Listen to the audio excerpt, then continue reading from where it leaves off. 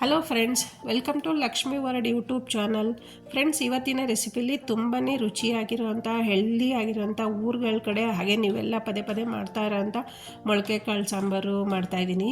ಮೊಳಕೆ ಕಾಳು ಸಾಂಬಾರು ಹೇಗೆ ಮಾಡೋದು ರುಚಿಯಾಗಿ, ಊರುಗಳ ಕಡೆ ಎಲ್ಲ ಎಷ್ಟು ರುಚಿಯಾಗಿರುತ್ತೆ, ನಾವು ಮಾಡಿದ್ರೆ ಯಾಕೆ ಆ ಥರ ಬರಲ್ಲ ಅನ್ನೋರೆಲ್ಲ ನಾನು ವಿಡಿಯೋ ನೋಡ್ಬೋದು. ಮತ್ತು ನೀವೊಂದು ಸಲ ಟ್ರೈ ಮಾಡಿ ರೆಸಿಪಿ ಹೇಗೆ ಬಂತು ಅಂತ ಕಮೆಂಟ್ಸಲ್ಲಿ ಹಾಕೋದು ಮಾತ್ರ ಮರಿಬೇಡಿ. ಬನ್ನಿ ಫ್ರೆಂಡ್ಸ್, ವಿಡಿಯೋ ಸ್ಟಾರ್ಟ್ ಮಾಡೋಣ.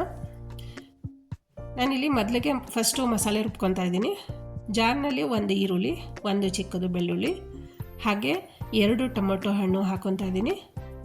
ಜೊತೆಗೆ 2 ಪೀಸು ಚಕ್ಕೆ, 2 ಲವಂಗ, ಸ್ವಲ್ಪ ಕೊತ್ತಂಬರಿ ಸೊಪ್ಪು, ಕಾಯಿ ತುರಿ ಸ್ವಲ್ಪ,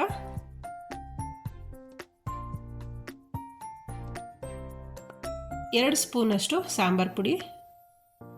ಸಾಂಬಾರು ಪುಡಿ ನೀವು ಖಾರ ನೋಡಿ ಹಾಕ್ಕೊಳ್ಳಿ. ನಾನು ಯಾಕಂದರೆ ಇಲ್ಲಿ 4 ಜನಕ್ಕೆ ಆಗೋಷ್ಟು ಸಾಂಬಾರನ್ನ ಮಾಡಿ ತೋರಿಸ್ತಾ ಇದ್ದೀನಿ. ಸ್ವಲ್ಪ ನೀರು ಹಾಕ್ಕೊಂಡು ಮಿಕ್ಸ್ ಮಾಡ್ಕೊಬೇಕು. ಮಿಕ್ಸ್ ಮಾಡಿಕೊಂಡು ನುಣ್ಣಗೆ ರುಬ್ಬಿಕೊಂಡು ಬಂದಿದ್ದೀನಿ ನೋಡಿ. ಈಗ ಒಂದು ಕುಕ್ಕರ್ನಲ್ಲಿ 1 ಸ್ಪೂನ್ ಎಣ್ಣೆ ಹಾಕ್ಕೊಂಡು 1 ಈರುಳ್ಳಿ ಹಾಕ್ಕೊಳ್ಳೋಣ ಒಗ್ಗರಣೆಗೆ. ಜೊತೆಗೆ ಸ್ವಲ್ಪ ಕರಿಬೇವು. ಈರುಳ್ಳಿ ಸ್ವಲ್ಪ ಫ್ರೈ ಆದಮೇಲೆ ಮೊಳಕೆ ಕಾಳು ಹಾಕ್ಕೊತಾ ಇದ್ದೀನಿ. ಮೊಳಕೆ ಕಾಳನ್ನ ನಾನು ಮನೆಯಲ್ಲೇ ಮಾಡ್ಕೊತೀನಿ.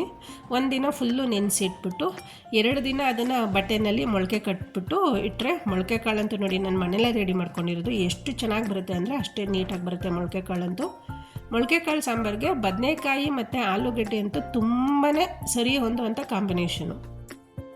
ನೀವು ಒಂದು ಸಲ ಈ ಥರ ಬದನೆಕಾಯಿ ಮತ್ತು ಆಲೂಗಡ್ಡೆ ಯೂಸ್ ಮಾಡಿಕೊಂಡು ಮೊಳಕೆ ಕಾಳು ಸಾಂಬಾರು ನಾನು ಹೇಳ್ಕೊಟ್ಟಿರೋ ಥರ ಟ್ರೈ ಮಾಡಿ, ಎಷ್ಟು ರುಚಿ ಬರುತ್ತೆ ಅಂತ ನೀವೇ ಹಾಕ್ತೀರಾ ಕಮೆಂಟ್ಸಲ್ಲಿ. ಈಗ ಜಾರಲ್ಲಿರೋ ಮಸಾಲೆ ಎಲ್ಲ ನೀರು ಹಾಕ್ಕೊಂಡು ತೊಳ್ಕೊಂಡು ಮಿಕ್ಸ್ ಮಾಡ್ಕೊಳ್ಳೋಣ. ಈಗ ಮಿಕ್ಸ್ ಮಾಡ್ಕೊತಾ ನಿಮ್ಮ ಸಾಂಬಾರು ಸ್ವಲ್ಪ ಗಟ್ಟಿ ಅನ್ನೋ ಥರ ಏನಾದ್ರು ಬಂದರೆ ಇನ್ನೊಂದು ಸ್ವಲ್ಪ ನೀರು ಮಿಕ್ಸ್ ಮಾಡ್ಕೊಳ್ಳಿ. ಕರೆಕ್ಟಾಗಿ ಬರ್ತಾಯಿದೆ ಇವಾಗ ಸಾಂಬಾರು. ಇನ್ನೂ ಸ್ವಲ್ಪ ನೀರು ಮಿಕ್ಸ್ ಮಾಡ್ಕೊತಾ ಇದ್ದೀನಿ.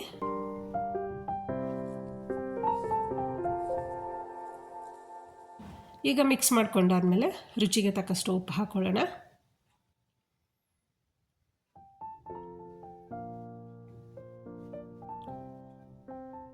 ಉಪ್ಪು ಹಾಕಿದ್ಮೇಲೆ ಎಲ್ಲ ಕಡೆ ಒಂದು ಸಲ ಮಿಕ್ಸ್ ಮಾಡಿಕೊಂಡು 1 ವಿಷಲ್ ಮಾತ್ರ ಕೂಗಿಸ್ಕೊಂಡ್ರೆ ಸಾಕು. ಮೊಳಕೆ ಕಾಳು ಸಾಂಬಾರು ರೆಡಿ ಆದಂಗೆ. ನಾನಿವಾಗ 1 ವಿಷಲ್ ಕೂಗಿಸ್ಕೊಂಡು ಕುಕ್ಕರ್ ಓಪನ್ ಮಾಡಿ ಸರ್ವ್ ಮಾಡ್ತಾಯಿದ್ದೀನಿ. ಬನ್ನಿ, ಬಿಸಿ ಬಿಸಿ ಮುದ್ದೆ ಮೊಳಕೆ ಕಾಳು ಸಾಂಬಾರು ತುಪ್ಪ ಹಾಕಿಕೊಂಡು ತಿಂದರೆ ಆಹಾ, ಅದರ ರುಚಿನೇ ಬೇರೆ. ನೀವು ಇದನ್ನು ಮೊಳಕೆ ಕಾಳು ಸಾಂಬಾರಲ್ಲಿ ಚಪಾತಿ ಪೂರಿ ಎಲ್ಲನೂ ತಿನ್ಬೋದು. ನೀವು ರಾತ್ರಿ ಮಾಡಿಟ್ಟು ಬೆಳಗ್ಗೆಗೆ ಚಪಾತಿ ಅಥವಾ ಪೂರಿ ಮಾಡ್ಕೊಂಬಿಟ್ರೆ ಪಟಾಪಟ್ ಅಂತ ತಿಂಡಿ ರೆಡಿಯಾಗಿ ಹೋಗ್ಬಿಡುತ್ತೆ. ಫ್ರೆಂಡ್ಸ್, ಇವತ್ತಿನ ವಿಡಿಯೋ ನಿಮ್ಗೆ ಇಷ್ಟ ಆಗಿದರೆ ಪ್ಲೀಸ್ ಲೈಕ್ ಮಾಡಿ, ಶೇರ್ ಮಾಡಿ, ಸಬ್ಸ್ಕ್ರೈಬ್ ಮಾಡಿ. ಹಾಗೆ ನಿಮ್ಮ ಫ್ಯಾಮಿಲಿ ಮೆಂಬರ್ಸ್ಗೆ ಶೇರ್ ಮಾಡೋದು ಮಾತ್ರ ಮರಿಬೇಡಿ. ಹಾಗೆ ಹೊಸದಾಗಿ ನೋಡ್ತಾ ಇರೋರು ಸಬ್ಸ್ಕ್ರೈಬ್ ಮಾಡ್ಕೊಂಡು ನೋಡಿ, ಬೆಲ್ ಬಟನ್ ಕ್ಲಿಕ್ ಮಾಡಿ ಆಲ್ ಅಂತ ಸೆಲೆಕ್ಟ್ ಮಾಡ್ಕೊಳ್ಳಿ. Thank you.